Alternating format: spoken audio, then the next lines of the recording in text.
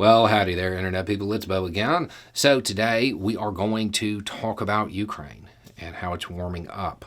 If you are expecting the second part to the videos about cops, that's going to come out later. This seems a little bit more pressing. I will answer some of the questions that came in via Twitter. But before that, to the roughly 3,100 people who have accessed this channel within the last 28 days from the impacted area, if it was me, I would take a long weekend. I would take a long weekend and go to a part of the country that is not likely to be impacted immediately if there was an attack. I would move and just go take a trip and probably stay gone until Tuesday and see how things shape up. If you're wrong, if you take the trip and nothing happens, because there is still a possibility of a diplomatic resolution, so you took a trip and had some fun. If you stay and you're wrong, you could be in a really bad way. Unless you have a reason to be near the areas that will be contested immediately, I would remove yourself. And it may be premature, sure. That's always a possibility. But you don't want to wait until you know for certain. Okay, if you don't know what's going on, don't know why I'm saying that, there have been a lot of developments. There has been some shelling, and there is there's a lot of evidence to support the idea that Russia is attempting to manufacture a pretext to move forward militarily. I tweeted out that if you believe Ukraine would go on the offensive with 150,000, 200,000 Russian troops on the border, Putin has some WMDs and a rock to sell you. Something to that effect. And that's prompted some questions. So before we get too far into it, some of the videos that were released today of the evacuation that is occurring today, the Associated Press is saying that they have verified the metadata from those videos shows that they were made 2 days ago. That heavily supports the idea that Russia is attempting to manufacture a narrative. Okay. Beyond that, if you don't know the likely scenario as far as this is playing out, in areas that were previously contested, the Russian proxies are kind of saying that Ukrainian forces are going on the attack. And that is incredibly unlikely for the reasons we're about to get into. Okay. Why wouldn't Ukraine go on the offensive? Why wouldn't they attack? When surrounded, attack. Isn't that a standard thing? It is. When surrounded, attack is a good strategy. However, that is typically reserved for when you are cut off and you are trying to get back to friendly territory. Ukraine can't move. It can't go anywhere. There is no friendly territory for it to get back to. It is the friendly territory. So it doesn't apply there. That is also typically reserved for when you stand a chance of breaking through. The Ukrainian military cannot go toe-to-toe with the Russian military. It will lose. It will lose. They don't stand a chance in a conventional conflict. Sure, fog of war and all of that stuff. A whole bunch of things could go right for them and wrong for Russia, and it could happen in theory. But modern militaries, especially major militaries, they put a lot of work into making sure that string of coincidences doesn't happen. It is incredibly unlikely that the Ukrainian military would be able to defeat an advance militarily. Their best chance is to follow their plan, but catch the advance while it is still moving. So their plan is to put up a quick fight and then break away and engage in a resistance-style campaign. If they can get this up and running while the advance is moving, I think they stand a chance, not of defeating the Russian military, but of making it too costly to continue. That isn't actually the same thing. One has to do with political resolve, and the other is actually destroying your opposition on the battlefield.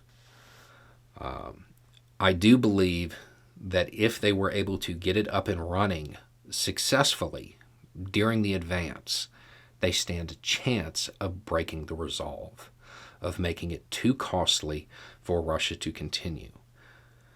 If they can't do that, then it's probably going to become something pretty protracted, or a total defeat. Now, I know that a lot of effort has gone into training civilians and getting them ready for it, and that was a good move. It is also worth noting that it's not just the numbers of people that were trained, it was the quality of the training that counts when it comes to something like this. It's all well and good to say this is what you do when you see those tanks rolling down the road. It is very different to be staring at those tanks. Getting that resistance up and running while the advance is still moving it's going to be a challenge. And there's nothing they can do about it at this point to alter the outcome. Either the training they provided and the resolve of the people who would be doing the fighting is there, or it's not. That not a whole lot is going to change there. Will there be U.S. involvement? The only thing, literally the one single fact that every single source I have can agree upon is that at this moment, the United States is sitting on the sidelines with the exception of aid, logistics, and intelligence. That's it. As far as I know, and as far as everybody that I've talked to about this has told me, the U.S. is just going to be assisting. They're not committing any forces whatsoever to combat. I mean, that could change, but from what I've seen, and given the fact that it is the only consistent thing that I've been told, I don't really expect it to, unless there is a major development that's not foreseen.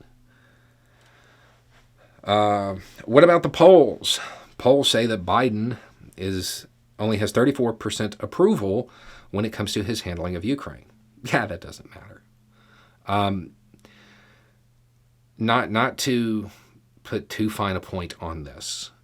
When it comes to foreign policy and stuff like this, polls are pretty much always wrong as far as what the move is.